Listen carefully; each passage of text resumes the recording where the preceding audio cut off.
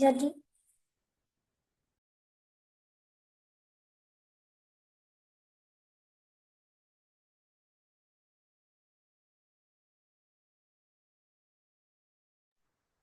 जय जिनेन्द्र एवरीवन। मैं ऑडिबल? मेरी आवाज आ रही है? हाँ जय जय जिनेन्द्र जिनेन्द्र की आवाज। Yes, ma'am. हाँ, चलो we'll start with the prayer. 1 minute, I'll start recording first. It's recording. नमो अरिहन्ताणं नमो सिद्धाणं नमो आयर्याणं नमो उवचाय नमो लोहे सपसहुणम् ऐसो पञ्चनमुत्कारो सर्वपावपणासनो मङ्गलानं च सापेक्षिम् परमं भवै मङ्गलम् परमं भवै मङ्गलम्। सबको जय जिनेन्द्र। जय Jinendra. So how are you all? Hope all of you are fine. Karma counseling Fine, class, ma'am. right? Yeah. Ma'am, when are we getting results? Results. You asked, no, you are already in the next semester. No, why you are bothering for the results? Just out of curiosity. Yeah. I can understand. It takes time. Generally, एक डेढ़ महीना तो आराम से minimum लग जाता है. So whenever they are Oh, releasing, immediately we'll release it to you. Don't worry. Or you wanted Preksha meditation class, right? Seema? yes, ma'am. वो recordings नहीं है ना, उसमें एक problem है. जैसे Savita ji actually gave us a voice over of the entire class, right? But we can't depend on this for every class. You have So to join. I'm You having have to difficulty. attend. You have I'm to not being attend, able that's to all. attend because of work. I'm not, even if I miss a single class, I'm losing something critical. No, she will give all the notes and everything. This is not going to be very tough paper.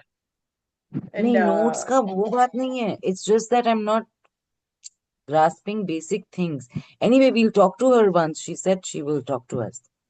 okay. And Preksha meditation, agar if you are only alone and everybody has joined that, anyway, we'll not going to start this paper. And this paper's details we are already going to study in this paper. Meditation के paper में Preksha meditation का briefing आएगा.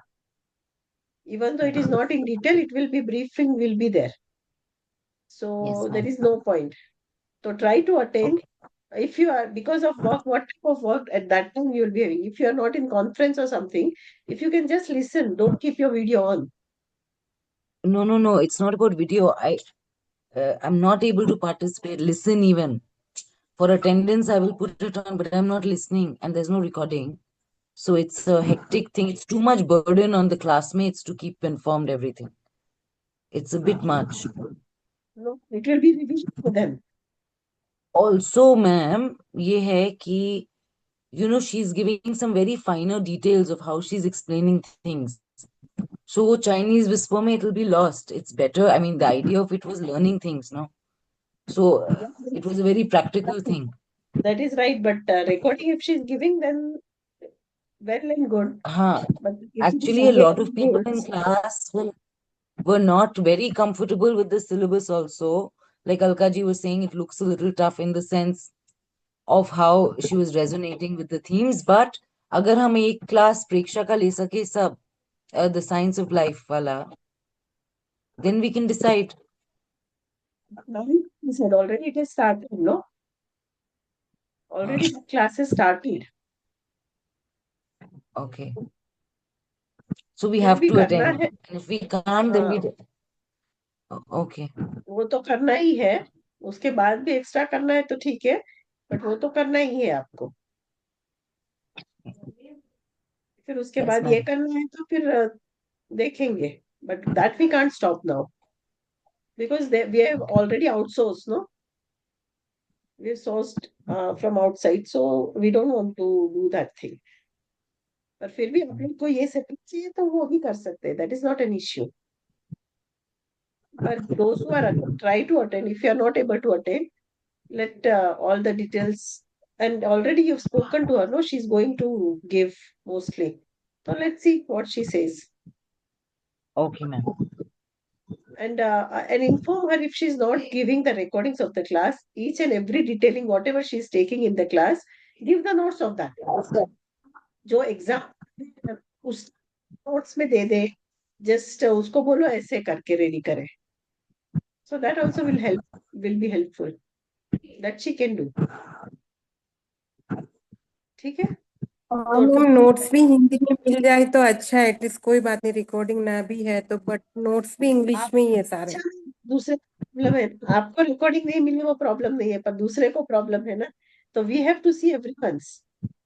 Recording तो चाहिए ही चाहिए ma'am, ये तो must है, क्योंकि बहुत बार ऐसा होता है क्लासेस अटेंड नहीं कर पाते हम लोग, तो रिकॉर्डिंग तो चाहिए ही वो चाहिए. वो नहीं मिले तो भी चलेगा, पर नोट्स हिंदी में चाहिए. तो वो भी वो करेंगे, सब कुछ करेंगे. धीरे धीरे होगा.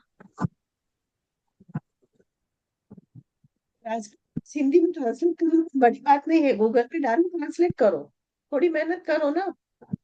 और आप ऐसे नहीं है एजुकेटेड कि आपको इंग्लिश बेसिक भी नहीं आती है. कहीं कहीं हमें आपको नहीं, पता एग्जाम ही चला जब तो. हिंदी में ना, इसीलिए बोल रही थी मैम, जब एग्जाम हिंदी में देना है तो. वही तो बोल रही हूँ हाँ. कि अगर वो देंगे ही, मैंने बोला हुआ है. इन केस नहीं देंगे, ठीक है, जो इंग्लिश देंगे She's उसको teaching. डालो ट्रांसलेटर में. She's teaching in Hindi actually. So it's हाँ, not like I'm stitching. mostly it's Hindi. आप अपने तो पढ़ाओ. वो ठीक है. जब पढ़ा रहे तभी नोट्स लिख लो. And she is very slow. ऐसा नहीं बोलते, ऐसा नहीं है. इसीलिए मैं 2-3 क्लास, स्टार्टिंग के 2 क्लास तो अटेंड किए. I wanted to keep a check on it.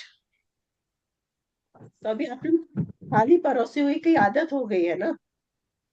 बस डिमांडिंग करते रहना, ये दे दो, ये दे दो, ये दे दो.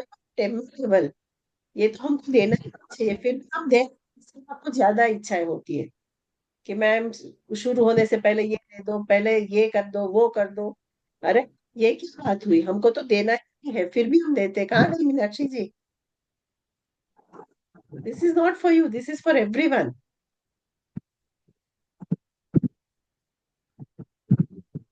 ठीक है.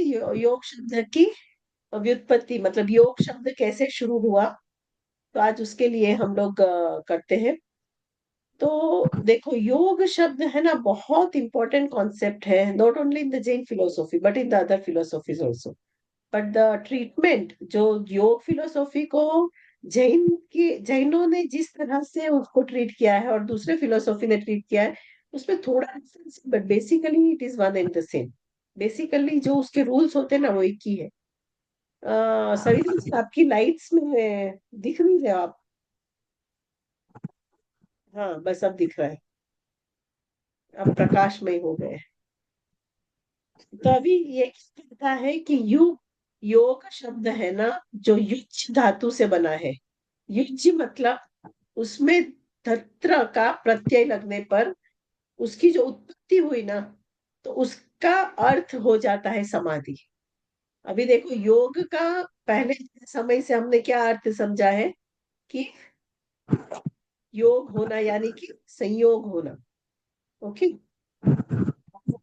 Basic definition. पर अभी क्या हुआ है कि उसके योग शब्द के जो प्रमुख अर्थ है, उसमें एक समाधि, संयोग, संयमन सारे आ जाते हैं। तो जब जब किसी चीज में का संयोग होता है, व्हेन मन, वचन और काया, okay, this three are the major important things. जब इन तीनों का संयोग हो जाता है ना, when all of them three work in the same direction, जो तीनों एक ही डायरेक्शन में चलते हैं। आपका मन कहीं जा रहा है, वचन कहीं जा रहा है, मतलब आपके मन में तो किसी के लिए बुरे भाव है, पर आप वचन से मीठी मीठी वाणी बोलते हो, और एक्टिविटी तो तीसरी ही करते हो, तो वहां मन, वचन, काया की एकाग्रता नहीं है। All of three are not align, they are not doing the same work. अगर वो ऐसे नहीं करेंगे, सेम वर्क नहीं करेंगे, तो you are doing wrong thing. मतलब जब आप पुरुषार्थ कर रहे हो, when you are doing the right efforts, then it has to be align together. जब उन तीनों का संयोग हो जाता है ना, then you will not be able to do the wrong things. क्योंकि जो आप सोचोगे ना, वो भी शुद्ध ही हो जाएगा, that will be right only. तो वो शुद्ध हो गया, तो फिर वचन भी शुद्ध हो जाएंगे ऑब्वियसली, और एक्टिविटी भी आपकी की प्योर हो जाएगी। तो उन तीनों का जब संयोग होगा, तो समाधि will be very very easy. और समाधि हो गई तो संयम करना, यानी कि दीक्षा पालन करना, चारित्र में लाना, it will be very easy.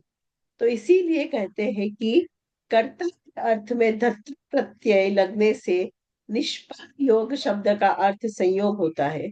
इसीलिए आचार्य हेमचंद्र जी ने भी अपने व्याकरण में क्या कहा है कि युज धातु को दो अर्थ में ले सकते हैं, जिनमें एक का अर्थ है जोड़ना, यानी कि संयोजित करना, और दूसरे का अर्थ है समाधि। तो योग शब्द का संबंध युज शब्द से इस तरह जुड़ा पड़ता है कि उनकी स्थलों पर इसी अर्थ में वैदिक शास्त्र में प्रयुक्त कहते हैं। तो योग शब्द साध्य और साधन दोनों अर्थों में यूज हो जाता है। वहां क्या हो जाता है, आपका जो साध्य है, व्हाट इज योर गोल, और आपका जो साधन है, by which means you are doing, मतलब भक्ति हो या कुछ भी साधन हो, सामयिक हो, कुछ भी साधन से आप करना चाहते हो, तो वो दोनों एक रूप हो जाएंगे, that both of it becomes one. तो योग शब्द के अर्थ का संयोजन होना, मिलन होना, संयमन होना, कार्य का शुरुआत होना, संयोग होना, समाधि, ये सारे योग शब्द की व्युत्पत्ति है। Is it clear? अभी कहते हैं कि योग का परिचय करना है, तो क्यों करना चाहिए, तो योग क्यों होना चाहिए, तो उसको बेसिक हम जानने की कोशिश करते हैं। कि मनुष्य अपने जीवन को अच्छा जीना चाहता है, दैट इज द विश। ऐसा हर एक मनुष्य की इच्छा होती है। तो जब इसके लिए जो जो कार्यशील करता है ना, चेष्टा करता है, क्रिया करता है, सब उसको अनुभव आता है। कभी अच्छा लगता है, कभी बुरा लगता है, कभी सुख लगता है, कभी कुछ नहीं हुआ तो दुख लगता है। तो इन सारी चीजों को वो अनुभव करता ही रहता है। तो जब इन चीजों को सुखमय, इसका ध्यान रखकर मनुष्य एक सुखमय जीवन को जीने का प्रयास करेगा, तो क्या होगा, वो उसको प्राप्त कर सकता है। पर आजकल के युग में क्या करते हैं, सब भौतिक मोमेंटरी हैप्पीनेस के पीछे ही भाग रहे हैं। वो सुख की भ्रांति में भाग रहे हैं, सुख की इच्छा तो करती है, पर सच्चा सुख कहाँ है वो उसे नहीं पता है। इसीलिए सुख की भ्रांति में वो बहुत जगत में हर एक चीज में सुख को प्राप्त करने की कोशिश करते हैं, कि मुझे मोबाइल मिल जाएगा तो सुख मैं सुखी हो जाऊंगा, मुझे गाड़ी मिल जाएगी तो मैं सुखी हो जाऊंगा, मुझे बंगलो मिल जाएगा तो मैं सुखी हो जाऊंगा. So the list of the सुख changes every moment. Once you get that, immediately दूसरी चीज पाने का दुख. सो बेसिकली दुख, जो चीज की प्राप्ति हुई है ना, उसका भी सुख आप नहीं भोग पाते हो. नाउ नेक्स्ट, ये हो गया टारगेट, दूसरे टारगेट के लिए भागो, उसके दुख के पीछे हम लोग भागने लगते हैं. इसीलिए योगी कहते हैं, योगी का मानना है कि भौतिक जगत में अपनी एक सत्ता और एक सीमा है, जिससे हम इंद्रिय सुख तो प्राप्त कर सकते हैं, परंतु सत्य का पूर्ण साक्षात्कार कभी नहीं कर सकते. मतलब वो सुख की जो भ्रांति है ना, उससे हमें ऐसा लगता है कि मैंने सुख की प्राप्ति कर ली, but that all the sukh, it will be momentary, it will be for time being, it will not be eternal sukh. Yes or no? All of you accept that? ये सच बात है, ऐसा हम लोग भी मानते हैं. Ma'am what does Yes, ma'am. सत्ता मीन? सत्ता, सत्ता और बच्चे सीमा. बोला किसके लिए बोला सत्ता? वो भौतिक. बहुत की लालसा. भौतिक सत्ता है। आई डू भौतिक नॉट इज अंडरस्टैंड. मोमेंटरी भी. मो, हाँ, मो, कि उसको चेज करने के टाइम कुछ की, किसकी अपनी सत्ता और सीमा है, किसकी अपनी. हाँ हाँ हाँ, भौतिक सुख जगत के एक मतलब एक लिमिटेशन है, एक सीमा. क्या है मैम? सीमा is limitation. There is one हाँ हाँ. Boundary which has been created in order to achieve the happiness, but whatever the happiness you are getting, that is momentary. वो सुख की एंड भ्रांति है, it is illusion, but you can never get real happiness from this all things. Clear? And what सत्ता means ma'am? सत्ता, सत्य, वो बहुत जगत का जो पावर है ना, पावर. और उसकी बाउंड्री है ना, it is limited. Okay okay. आप राइट कितने राइट राइट. प्राइम मिनिस्टर हो जाओ या कुछ भी हो जाओ, फिर वहां जो की सत्ता है ना, वो जो भी पावर है ना, that will give you one happiness, or it will give you the happiness which is momentary, which is not eternal, which is for the time being, चाहे कितनी भी सत्ता हो जाए. क्लियर? इसीलिए यस मैम. हम अपने मन के द्वारा परम आनंद एवं सत्य का साक्षात्कार कर सकते हैं. तो अगर इटर्नल हैप्पीनेस चाहिए तो वो कैसे होता है? वो परम आनंद है, वो ही सत्य का साक्षात्कार कर सकता है, जो बाहर जाने की आवश्यकता नहीं समझते. मतलब बाहर जाकर सुख मिलेगा वैसा नहीं है, वैसा जो मानेगा तो वो अंतर जगत में प्रवेश करने की कोशिश करेगा, और आंतरिक एवं बाह्य प्रकृति पर विजय प्राप्त कर लेगा, तभी वो सुख की प्राप्ति के पास जाने के काबिल हो सकेगा. तो इस योग के मार्ग पर जो चलते हैं ना वो साधक, वो पहले तो हमें लगता है कि असफल होते हैं और बार बार वो प्रयास करते रहते हैं, पर उनका जो प्रयास होता है ना, वो कभी भी वेस्ट नहीं जाता, क्योंकि वो आपको परफेक्शन की तरफ आगे ही लेके जा रहा है. इफ अगर आपने बहुत सारे एफर्ट्स लिए फिर भी आपने वो प्राप्ति नहीं की, तो आपको लगा कि अरे इतना करने के बाद भी आज मुझे इतना गुस्सा कंट्रोल नहीं हो रहा, इतना करने के बाद भी आज मुझे ये नहीं हो रहा. You don't get disappointed with that. पर वहां पता चला कि ये गुस्सा करना गलत है मेरा. आप कहाँ थे? वहां से एक लेवल हायर लेवल में आए, उससे भी हायर लेवल में आएंगे. तो इन आपको आज लगता है कि नहीं मुझे परफेक्शन नहीं मिल गया, but no problem, that failure is also going towards perfection. Clear? जो हम आगे आगे कदम बढ़ा रहे हैं वो हमें अपने आगे ही लेके जाता है. तो इसीलिए जीसस ने भी कहा है कि blessed are the pure in heart, for they shall see God. तो इस प्रकार गीता में भी भगवान कृष्ण ने कहा है कि बाह्य संयोगों में जो आसक्त चित्त वाला होगा, वह पुरुष आत्म सुख का लाभ करता है और ब्रह्म के योग में चित्त को लगाकर अक्षय सुख का उपयोग करता है. यानी कि जो बाह्य संयोग में आसक्त हो गया, मतलब one who is not totally attached with the eternal external things, मतलब वहां से आसक्ति उसकी नहीं रही, तो वो पुरुष आत्म सुख की तरफ डाइवर्ट कर सकता है। देखो, जब आप खिड़की से बाहर देख रहे हो ना, तो आप बाहर ही देख, पर जब खिड़की बंद कर दोगे, आंख बंद कर दोगे, तो आप क्या देखोगे?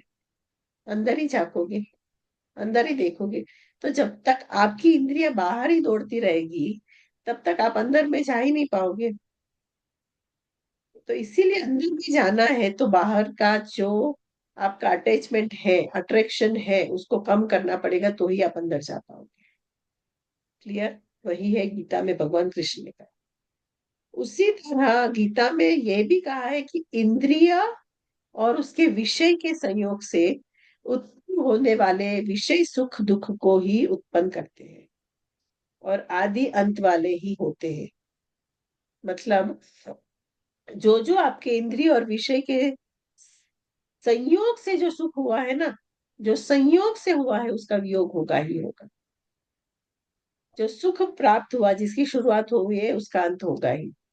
जब दिन होता है तो रात होनी ही है। जो जन्मता है उसकी मृत्यु भी निश्चित ही है। इस प्रकार ये चक्र चलने वाला ही है। इसीलिए ये कहा है कि हमको ऑलवेज विवेक रखना चाहिए। We should have discriminative knowledge, what is right and what is wrong, what I should do and what I should not do. इस प्रकार की क्लैरिटी के साथ होना ही चाहिए। इस तरह कहते हैं कि योग है ना, बहुत प्राचीन है।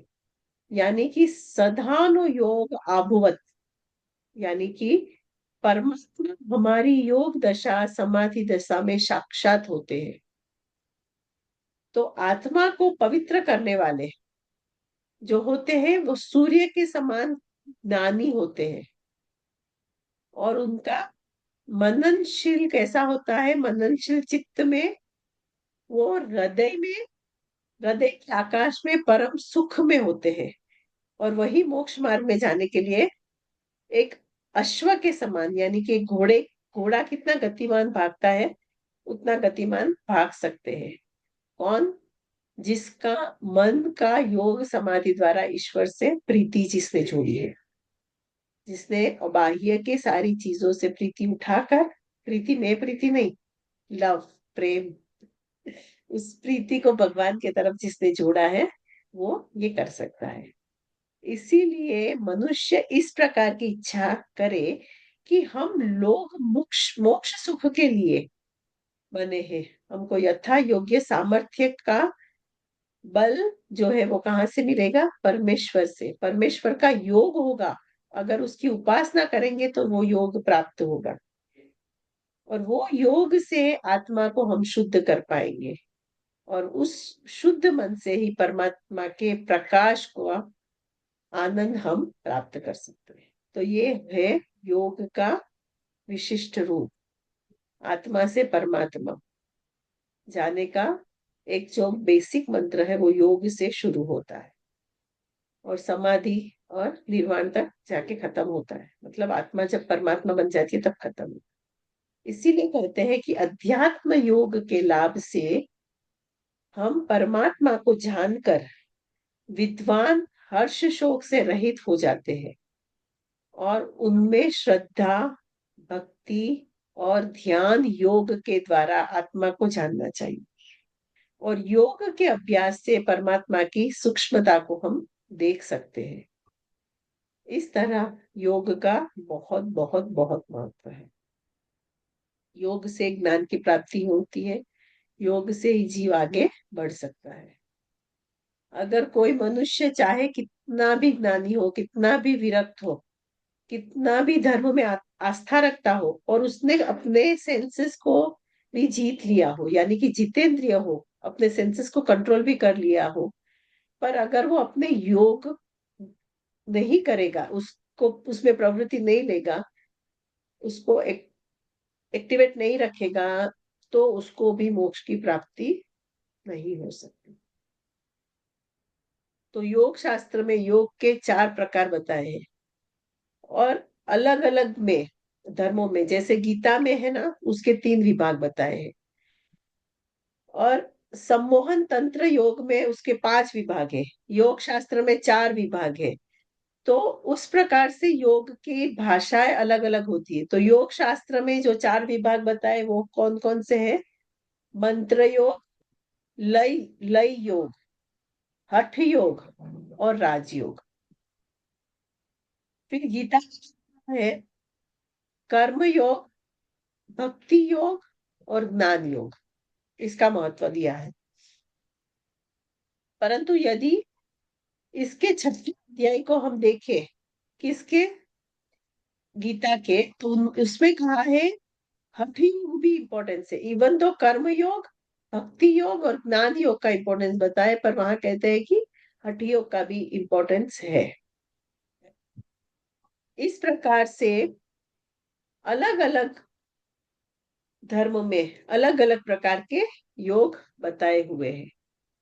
तो भारतीय योग परंपरा में प्रमुख रूप से अगर हम देखें तो वैदिक, बौद्ध और जैन, ये जो 3 धाराएं हैं ना, उस वो बहुत ज्यादा प्रचलित है। तो अगर हम वैदिक परंपरा में देखें तो उसमें योग के बारे में बहुत कुछ मिलता है। योग का इतिहास कम से कम 5,000 साल पुराना है। और अंग्रेजी विद्वान सर जॉन मार्शल ने भी अपनी बुक में कहा है, और मोहनजोदड़ो की खुदाई के टाइम भी उन्होंने जो नर देवता की मूर्ति मिली थी, तो उसके हिसाब से उसमें कहा है कि योग मुद्रा में ये बैठे हैं, ये नासग्र मुद्रा में बैठे हैं। मतलब अलग अलग चीजों को देख के अलग अलग बातें बताई। तो वो कैसे बताई?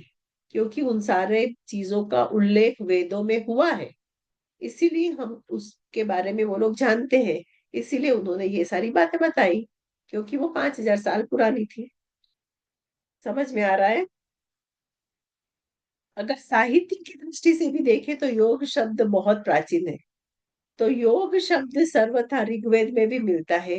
ऋग्वेद में कहा है कि कोई भी यज्ञ कर्म बिना योग की सफलता नहीं होती। वो लोग वेद वाले क्या कहते हैं? हर एक क्रिया, एक्टिविटी कुछ भी करते हो ना, तो उसमें यज्ञ इज वेरी इंपॉर्टेंट। तो ज्ञान की प्राप्ति करने के लिए ऋग्वेद में कहा है साधि मो योग आ भुवतः, यानी कि ईश्वर की कृपा से हमें योग सिद्धि होकर विवेक, ख्याति और उत्तुंग प्रज्ञा प्राप्त होती है। इसीलिए ऋग्वेद के अनुसार हिरण्यगर्भज्ञ, जिन्होंने इस संपूर्ण ब्रह्मांड की रचना की है, उन्होंने कहा है कि रामायण से ये योग की परंपरा भी चली आ रही है। अथर्ववेद में भी योग का बहुत महत्व दिया है। एक बात मैं बोलना चाहती हूँ कि tomorrow I might have to travel, because we ma'am are आपकी प्लानिंग। आवाज बंद हो गई। Now is it clear? Now can am I everyone audible? hear ma'am? I can't hear her. Now I can hear. Hello? Yes hello? ma'am. Am I audible now? Savita Yes ji, ma'am, but Meenakshi ji, you're frozen. Geeta, But Alka, yes. या मेरी आवाज आ रही है yes में सबको? सुनाई दे रहा अच्छा। हाँ मैम मुझे अभी आ रही है। हाँ, मुझे पूछना था कि कल अगर हमको क्लास दोपहर को या सुबह कहीं लेनी हो, तो आप लोग कौन से टाइम पे फ्री होंगे? क्योंकि कल हम लोग है ना, जाना मैम है स्टक हो एक गया फिर से। वर्कशॉप के लिए। क्या? नहीं सुनाई दिया मैम। नहीं सुनाई दिया? है। क्या अभी? बोला उन्हें सुनाई दिया। अच्छा, मुझे एक वर्कशॉप में जाना है शोलापुर, कॉन्फ्रेंस के लिए कल निकलना है। तो कल शाम को मेरी क्लास पॉसिबल नहीं है। तो कल एक दिन दोपहर को या सुबह आपको कौन से टाइम पे कंफर्टेबल रहेगा, उस टाइम पे क्लास ले लेती हूँ। 2 to 3 तो ऑलरेडी हैव दिन में ले क्लास। 1 से 2 दिन क्या में ले मीनाक्षी जी? लीजिए। हाँ, कितने बजे दिन में आप लोग? 1 से 2 बजे तक। अच्छा, एक दो से से दो का सर की टाइम। स्टार्ट क्या बट सर कंटिन्यू बैक की? टू हो बैक जाए। 3 क्लासेस हो जाएगी। 11:30 कर ले तो, because 1 to 2, 2 to 3, 3 to 4 3 class हो जाएगी फिर। 12 to 1 चलेगा। 11 चलेगा मुझे। हाँ 12 to 1 भी ठीक है। हाँ ठीक है मैम, हाँ 12 to 1। 12 to 1 भी ठीक है। 12 to 1 लेना है, तो 11:30 को लेने।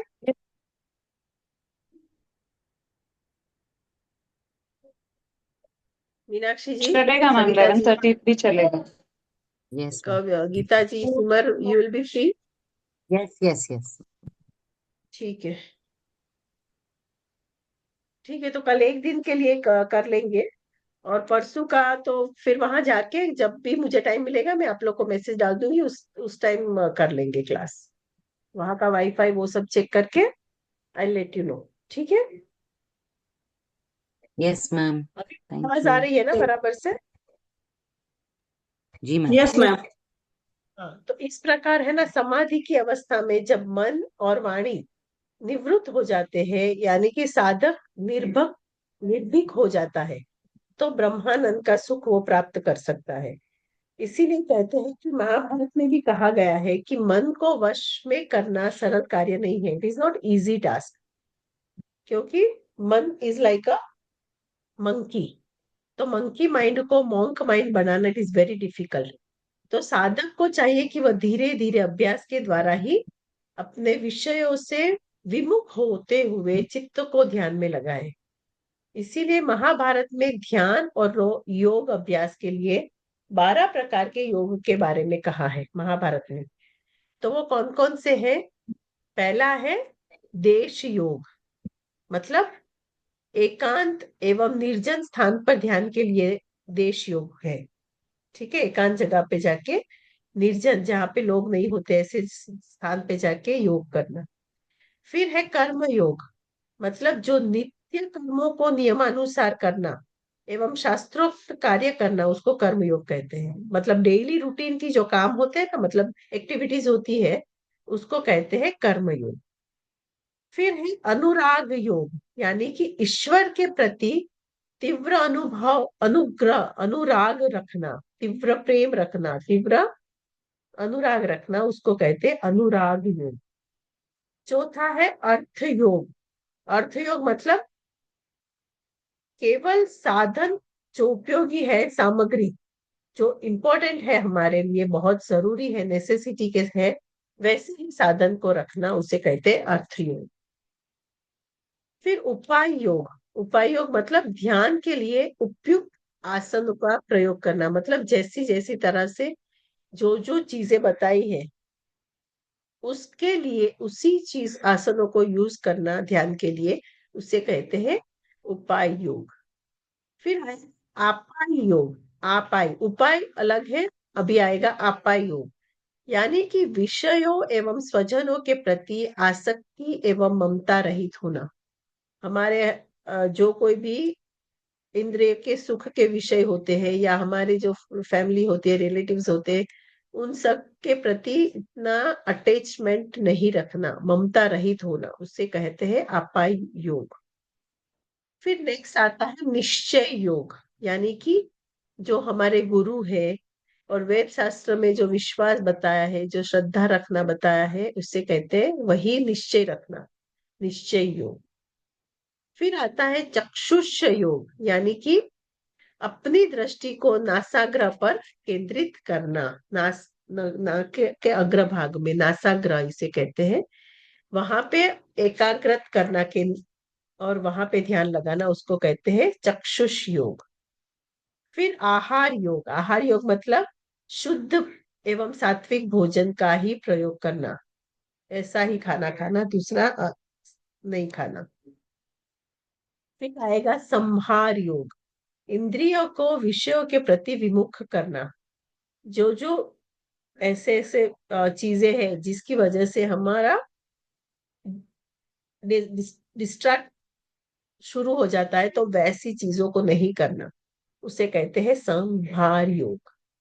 फिर आएगा मनोयोग। मनोयोग मतलब मन की स्थिति एवं एकाग्र करना, मन को स्थिर करना, उसको एकाग्र करने की कोशिश करना, वो है मनोयोग। और लास्ट आएगा दर्शन योग। दर्शन योग मतलब जो दुख जन्य परिस्थितियां होती है, कोई भी ऐसी चीजें होती है जो हमें, हमारे लिए दुख का कारण है, हमको उससे दुख होता है, तो एक सी परिस्थितियों को वैराग्य पूर्वक दर्शन करना, मतलब just be the knower and seer और एक्सेप्ट इट। जो दुख की ऐसी परिस्थिति आ जाए तो भी उसमें वैराग्य रखकर उसको एक्सेप्ट कर लेना। तो इस प्रकार के 12 योग होते हैं। किसमें कहा है ये 12 तरह के योग? महाभारत में ध्यान और योग अभ्यास के लिए ये 12 प्रकार के योग कहे गए हैं। ठीक है, तो इसका 5 मार्क का भी क्वेश्चन आ सकता है। मतलब वो क्वेश्चन तो हम बाद में दूंगे, मतलब छोटे छोटे ऐसे भी 5 मार्क के क्वेश्चन आ सकते हैं कि 12 प्रकार के योग के नाम और उसकी डेफिनेशन बताओ एक एक लाइन में। ठीक है, तो भारतीय साहित्य जब भारतीय साहित्य की बात होती है तो उसमें गीता जो महाभारत का एक ही अंग है, यह ग्रंथ को बहुत विशुद्ध माना गया है।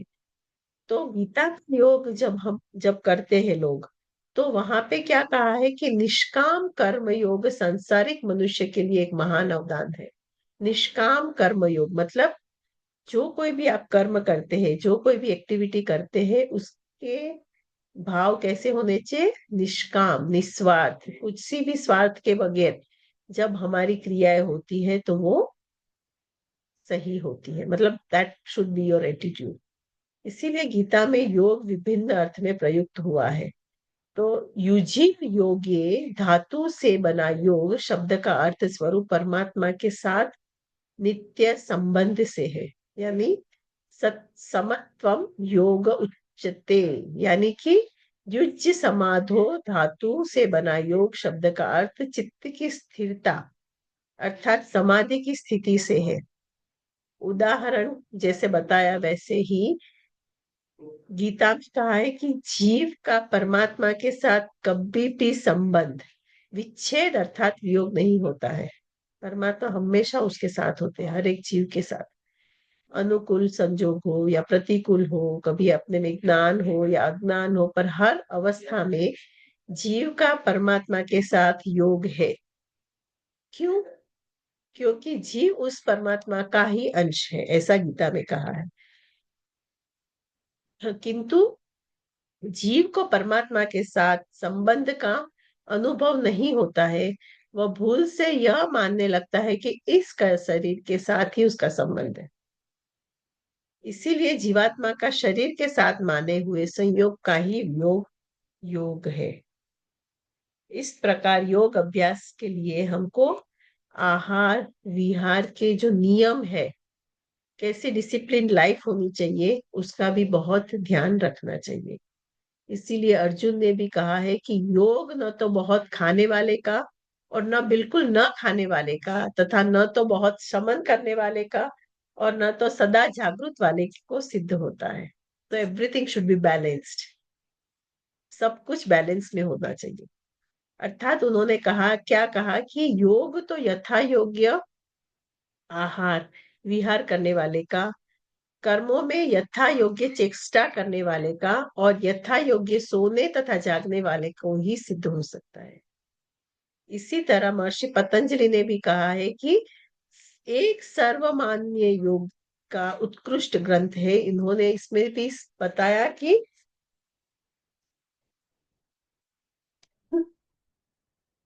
योगी उस मार्ग को न अपनाकर केवल थोड़े अभ्यास से ही सब कुछ प्राप्त कर सकता है, अगर उसकी लाइफ योग से जुड़ी हुई है, डिसिप्लिन से जुड़ी हुई है।